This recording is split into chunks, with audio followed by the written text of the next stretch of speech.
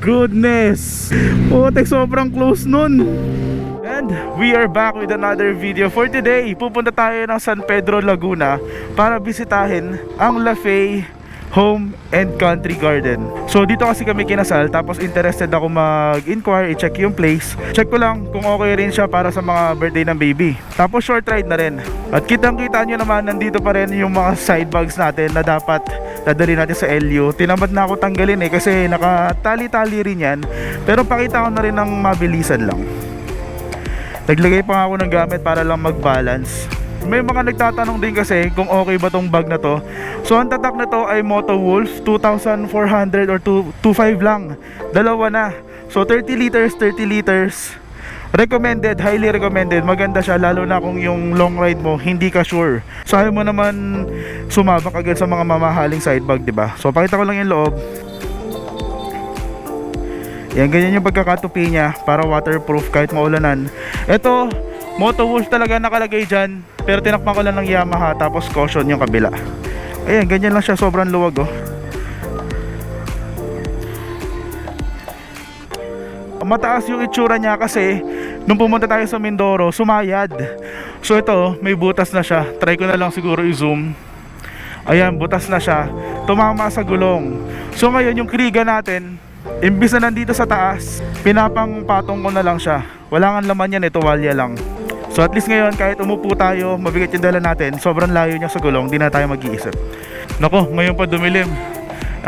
Baka bagsakan tayo, pero bahala na. Malapit lang naman ang San Pedro, 23 kilometers lang. So quick run lang tayo. Pinakita ko lang din yung bag.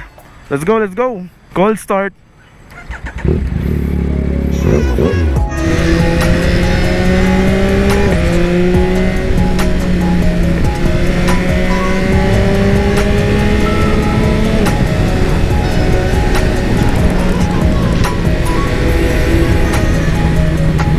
Sarap.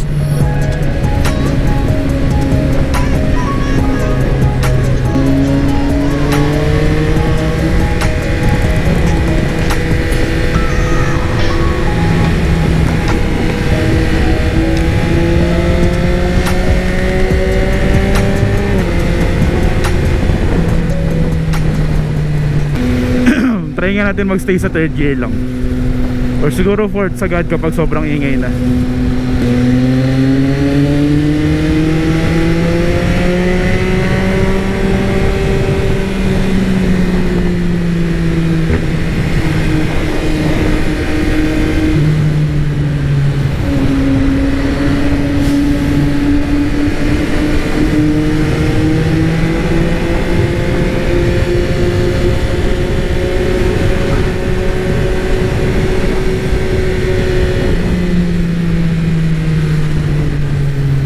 Sarap ng tunog, puti.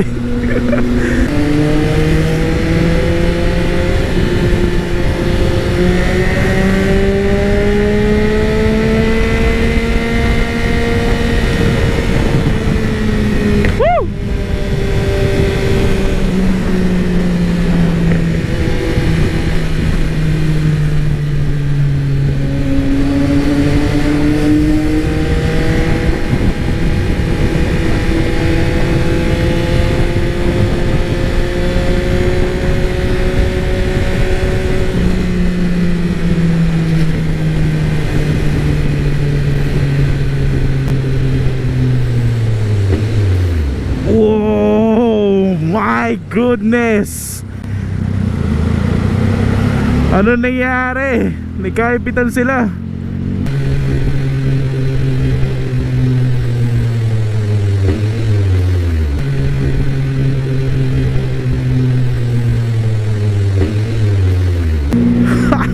Putek, sobrang close nun. So sino mali? Nakapagpreno naman ako. Grabe, sobrang solid ng preno nila. Yun yung naisip ko talaga. Medyo kinabahan tayo dun.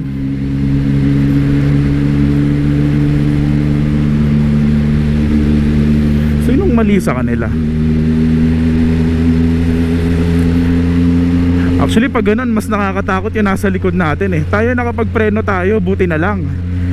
Pero yung nasa likod natin, kung merong hindi kaya magpreno ng maayos, di ba? Ipit.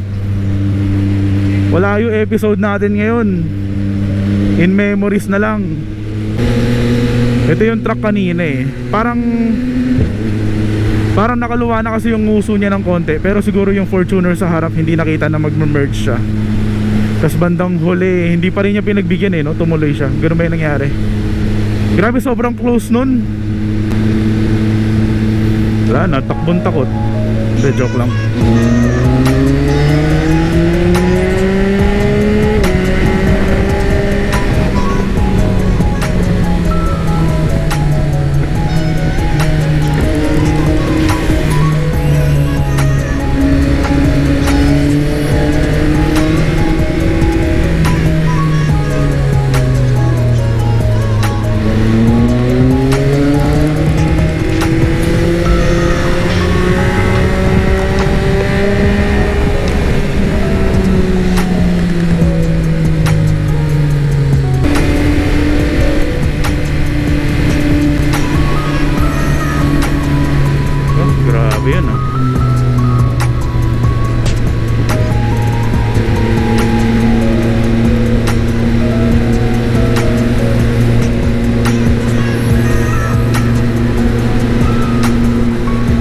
Cute na ito mag-drive oh, parang D-truck.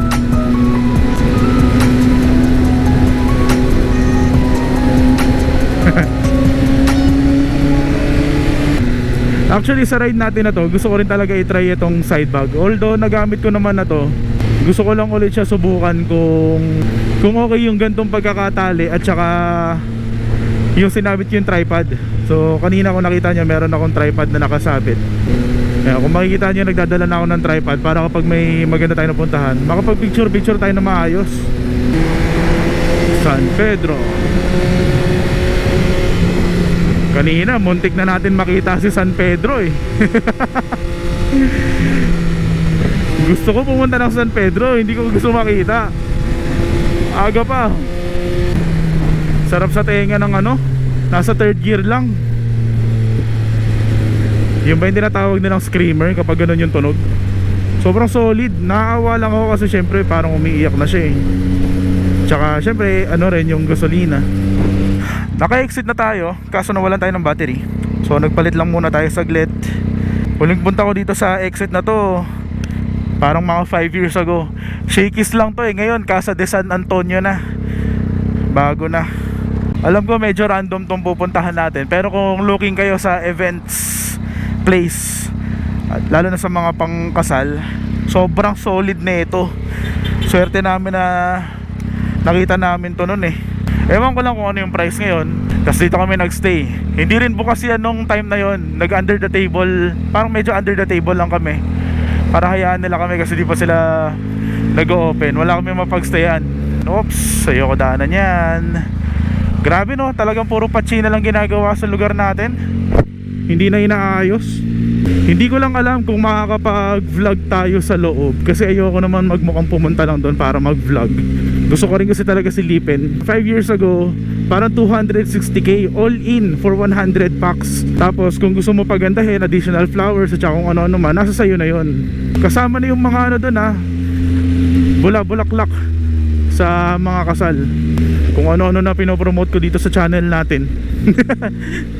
Ayan, may signage na. Pero yun nga, maliit lang.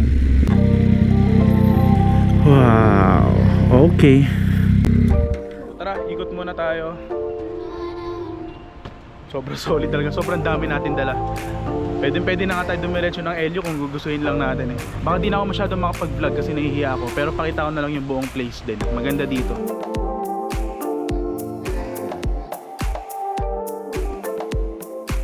Isa, dun sa nagpa-finalize yung decision namin, kasi dito bukod sa may outdoor garden wedding ka, meron silang plan B na barn type. Hindi kami nakakita ng ganong events place bukod dito, na yung plan B nila kapag umulan maganda pa rin. Ito pwede to pang wedding or kahit anong event, kasi pwede rin siya pang birthday. Yun yung i-inquire ko actually. So pakita ko lang.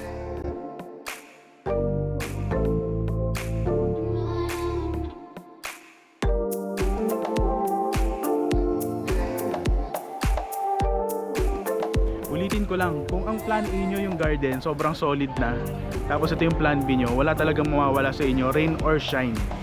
Yun talaga yung pinaka-inganyo sa amin kung bakit dito kami kinasal.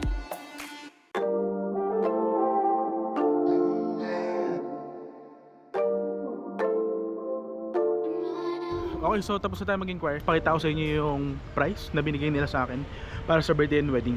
Pero ride muna tayo. Sobrang ganda talaga ng place ito.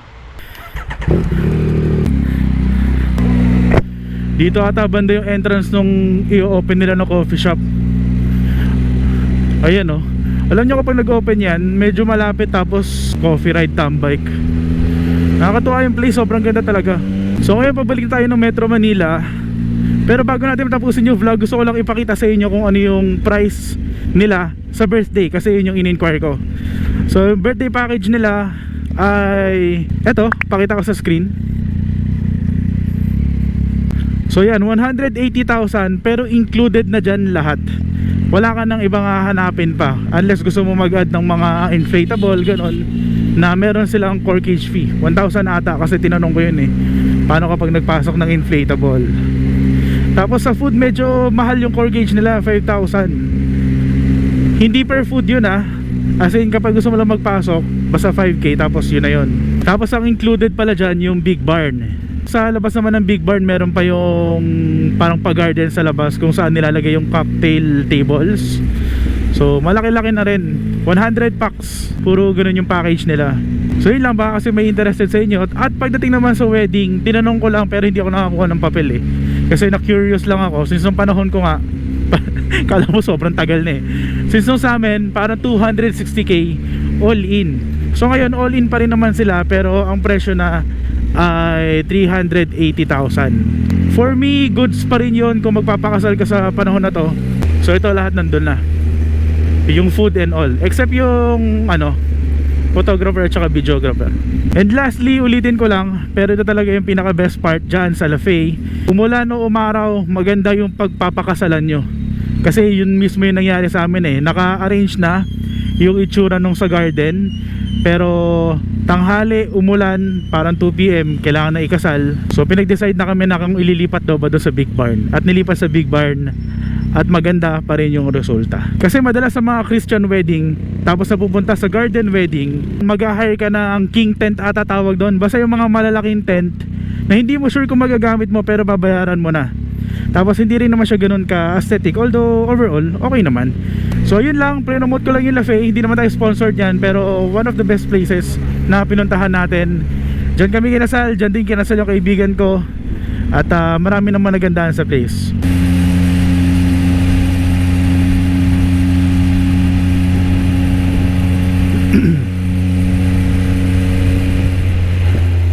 Manila, Calamba. Well, I guess we can end the video here. Nakapag quick run at saka konting ocular na rin tayo. So sana may natulungan ako sa inyo. Baka mamaya dyan pa kayo ikasal, diba? Kakanood nyo ng vlog. Doon sa mga hindi pa nakasubscribe, please subscribe to our channel para maabot na natin ang 20k subscribers. Let's go! Konti na lang talaga. Sa mga gusto pa manood, tara ubusin natin yung battery ng GoPro. Pero sa mga gusto na i-end yung video, okay lang. Again, thank you. Ride safe everyone. Peace!